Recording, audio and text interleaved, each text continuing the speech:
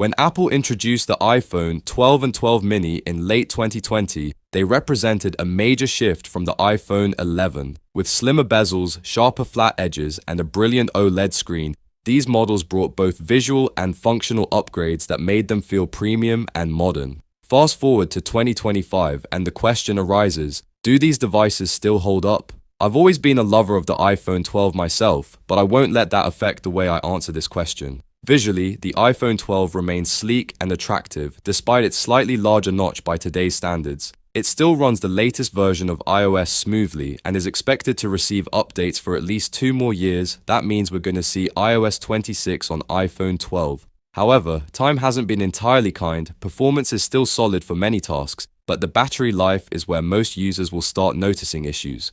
Assuming your device's battery health is in good condition, the iPhone 12 remains a very usable smartphone in 2025. That goes for both the standard and mini versions. While the only real difference is the size and slightly better battery life in the larger model, both share the same internal specs and design aesthetics. For those wondering whether to keep using or even buy the iPhone 12 today, several things should be considered. If you're already using one and it's serving you well, you're not necessarily missing out, especially if you plan to wait for the next iPhone release, which might bring overall price drops. Apple has stopped selling the iPhone 12 as new, but a quick search on platforms like eBay shows many listings for used and refurbished models. You can often find the iPhone 12 for around $200, while the mini version usually sells for slightly less. If you find one in good condition with solid battery health, that's a pretty good deal. However, it's worth noting that the iPhone 13 is available for not much more money. It brings meaningful improvements like a smaller notch, better camera performance,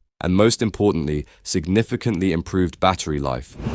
It also starts with 128 gigabytes of storage instead of the 64 gigabyte base on the iPhone 12. Battery performance is one of the first things to degrade as a phone ages. You can check your battery health by going to Settings, Battery Health. If the percentage drops near 80%, you might see a service warning and performance may feel inconsistent. Apple offers battery replacements, but it might make more sense financially to upgrade, especially if you're using the 12 mini, which struggles more with battery endurance due to its compact size. If you're considering moving on from the iPhone 12, the iPhone 13 is a great value, but if you're already planning to upgrade, going for the iPhone 15 or newer makes even more sense. These newer models bring big enhancements, especially with the introduction of features like the dynamic island, USB Type-C, and substantial camera upgrades. Surprisingly, the iPhone 14 might not be the best step up from the 12, as it's not a massive improvement over the 13. Yeah, I know newer iPhones are known for having very little differences with the old ones, so I'll say you should go for 13 instead of 14, that's if you can't go 15 or higher.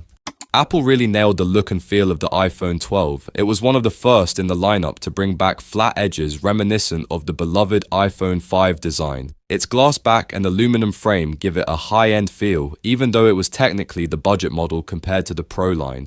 Both the iPhone 12 and 12 mini came with Super Retina XDR OLED displays, offering rich colors and deep contrast. This was a huge jump from the LCD panel used in the iPhone 11. Whether you have the 6.1-inch standard model or the 5.4-inch mini, the screen quality remains excellent in 2025.